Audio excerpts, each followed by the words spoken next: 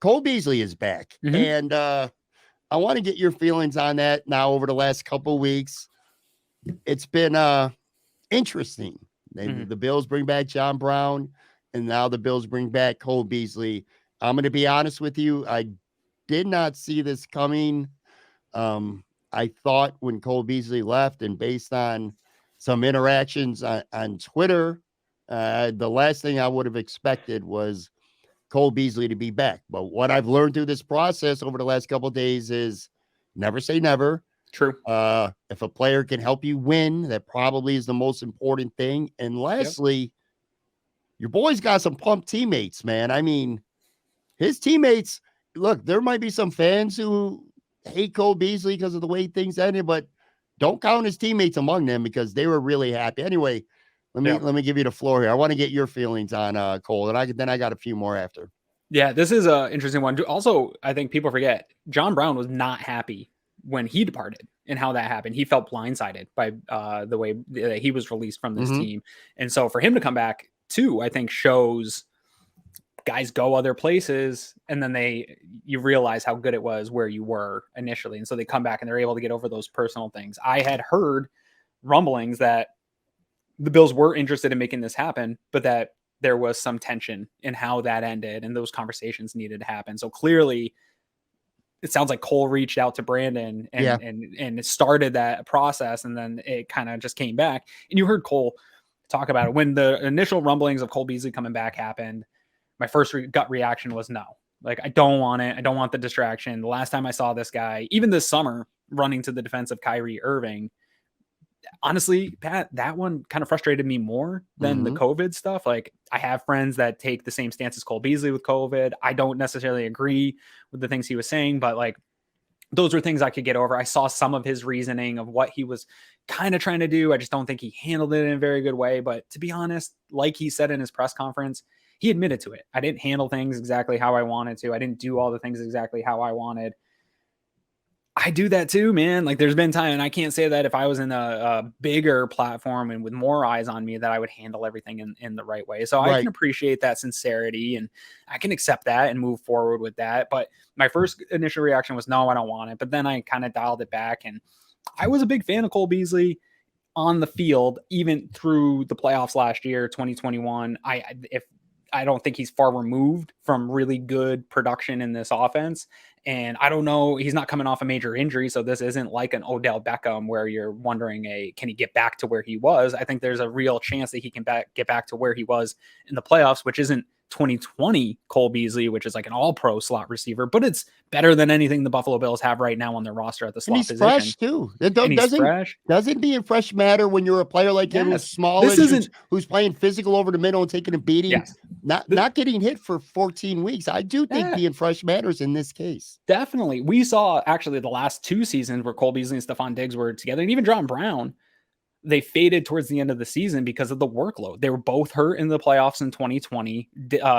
Cole was playing on that like fractured leg or something like that. And then Diggs had his torn oblique.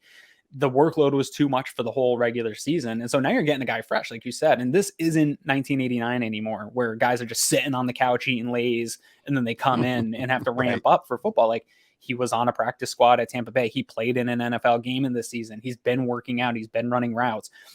Now he's acclimating through the practice. These guys are elite athletes that are in shape, ready to go all season long. So that doesn't concern me as much. And I do think it's nice that he can come in and have a small workload for really maximum of 2 months here, right? We got a month left of football, 4 games, and then a 4-game run through the playoffs, 3-game run through the playoffs. So that's all you're looking to get out of him.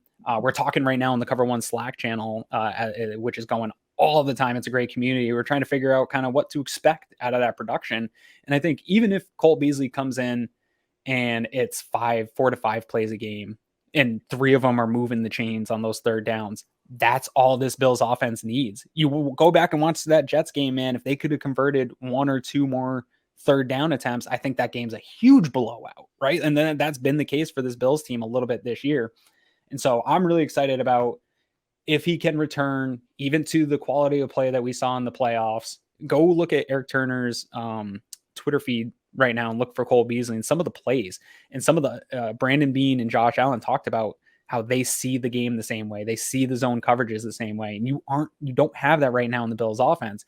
And he really does. Like, he squats in these spots where he just knows the cornerback's leverage. And once the cornerback plants his foot or has his body weight shifted one way, Cole knows exactly where to be to have the most space to pick up that third down. That is missing from this offense. Josh talked about the route concepts they aren't even able to use in this offense because they don't have a guy that was able to do the things Cole Beasley was able to do. And so I'm excited to get this back, but I do want to pump the brakes on. I don't think it's going to be 2020 Cole Beasley. I don't even know if we'll see the type of success that he had in 2021, where he had multiple games of like 7-9 catches. I think it'll be a limited role. I think Isaiah McKenzie is not just going to take a back seat. He'll still be part of this offense. You still have other guys you got to get the ball, but I think it's just giving Josh the security blanket. You know, and the pro Anthony Prohaska put out a question on Twitter today asking, like, outside of Stephon Diggs, which pass catcher do you trust the most for the Buffalo Bills? And it really is like kind of a blank, all of them equally. Like, I don't trust any one of them more than the other ones. I would insert, as assuming he's healthy and ready to play, and similar to what we saw in 2021, Cole Beasley would be that guy that I would trust next in terms of hands and knowing where to be and trust with Josh.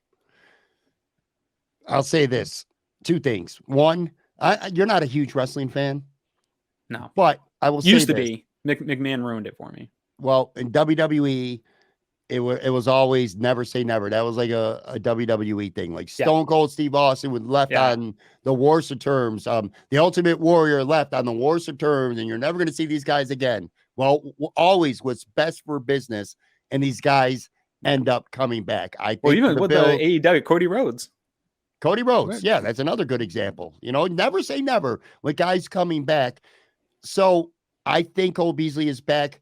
We were watching that Jets game, and I know I'm not the only one who thought this. Now, I didn't think Cole Beasley specifically, but we all saw Isaiah McKenzie, who does make plays from time to time. He's productive, but he's not trustworthy. We saw him drop a third down pass. We saw him drop 2 passes on Sunday, and all I kept thinking was, they got to be better here. You know, you broke down a lot of things, but I think at the end of the day, you said the word trust, and I think that's the biggest thing with Cole Beasley. The Bills, Josh Allen specifically, trust Cole Beasley. And I'm going to take it one step This was further. A Josh Allen move, by the way. Sure. The John Brown and Cole Beasley coming back, we were told Josh went to Bean to get this to happen.